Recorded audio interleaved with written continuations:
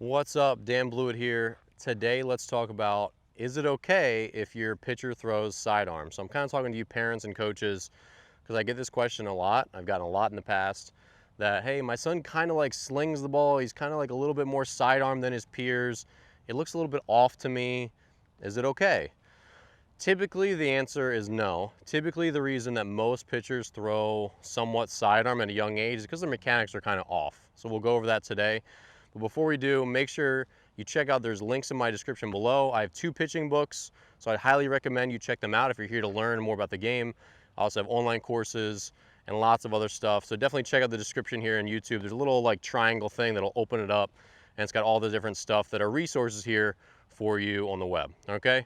So in today's video, let's talk about why do some players throw sidearm naturally. Now, number one, I want you to remember that there are no absolutes, and my goal as a pitching instructor is always to find the best arm slot for any given player.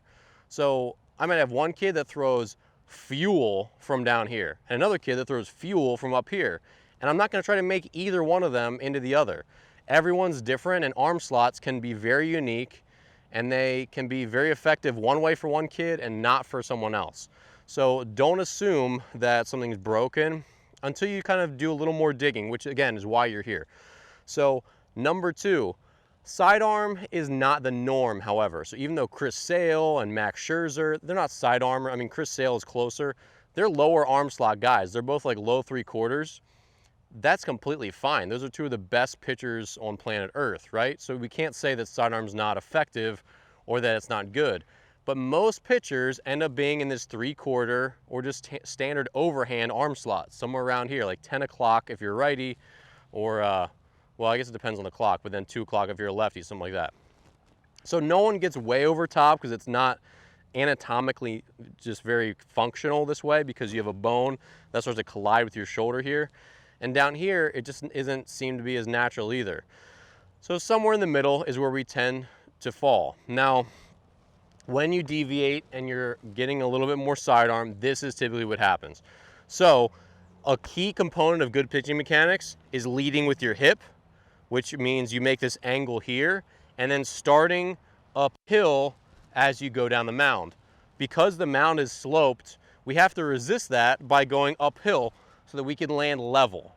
If we land level or slightly above level, we're in good shape.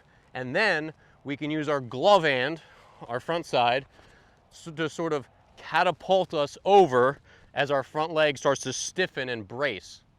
So those 2 actions, having a uphill start, a level or high front side, and then using the front side to pull us over, it naturally gets my arm up.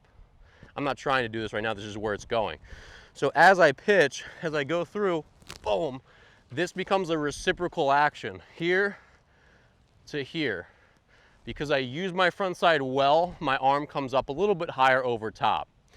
So what happens is when pitchers have a glove side that kind of falls down like this, or they just sort of leak down the mound like that, which is very common at younger ages, the only thing that can happen then, if you land down here, is do this. Because I land with low shoulders, I can't pull with my front side because it's down here, it's already done. I've already used it up. If it's up here, I can go boom and use all these big muscles in my left side to get my arm up. If my arm is already down here, it's like I've already used it. It's like I've already gone halfway through the cycle. So now I'm here, I'm ready to throw. I'm not gonna do this, it's like I'm headbutting the plate. So from here, my body is gonna find a way, and the way it does the job is, boom, it just rotates at the hips. So basically, sidearm is usually, at the younger ages, it's a symptom of that. The other thing that's a big problem is that even if you have a high front side, if you fly open a lot, then the arm tends to come out down here. Because again, anytime you either have a low front side or you have hips that have opened up too soon, which if you look at my shirt logo, if my chest is any amount forward, it means I've opened up too soon before my foot hits. So if I'm landing here, I've wasted some of my hips, and now my arm's got to go kind of around the ball to kind of just find its place in the chain. If I've done a good job and I've stayed closed with my chest facing more like the shortstop, now my arm can go wherever it wants to go, and that's typically going to be up over top, okay? So to recap here, sidearm, especially for younger pitchers, and this could be anywhere from high school and on down, because if you're in college, you've already usually ironed out a lot of these problems. From high school on down, I see this at all ages, from 17 all the way down. When they don't start well down the mound, they don't have a good hip angle, and they don't go uphill, typically they're going to have a lower arm slot because it's all their body wants to do. Again, when they land with a low shoulder, or they land when they've rotated open, this is the way they can generate power the best. It's just not the most efficient way to generate power in general. Even guys like Chris Sale, who have a lower arm slot, they're still landing closed, and then boom, their body just chooses to do it that way. Whereas a lot of pitchers, they land low or they land open, and then their body is forced to go that way. And then when you correct that, their arm angle usually jumps a whole clock number. So they go from 9 o'clock to 10 o'clock, or 10 to 11, or they just kind of normalize.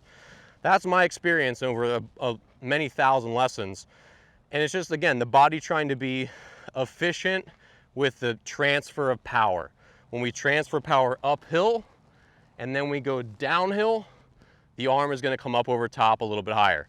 And it's going to figure out where it wants to be, and that's going to be fine. I've almost never said, hey, try to throw a little higher or try to throw a little lower. In very rare circumstances, I'll do a little bit of that when we're just trying to feel for something, but usually it's a mechanical thing that decides where the arm ends up going in space, okay? So hopefully this video helped. I know it was a little bit long, but I think this is a really interesting topic in pitching because the whole body is a big chain. It's a big unit, it's a big organization, and when one thing early in the delivery happens, it's going to affect what happens later. And that's typically what happens with the arm slot. The arm slot is just sort of along for the ride. It's like the last little thing that happens. And so usually things earlier in the delivery are what affect where a pitcher's arm slot ultimately ends up, okay? Thanks for watching. I hope you enjoyed this video. Don't forget, check out my books, my online courses in the description below. Also, you can sign up for my newsletter. I send out new video alerts every week. And also subscribe to the channel, share it with a friend, hit the like button, and I'll see you here next week.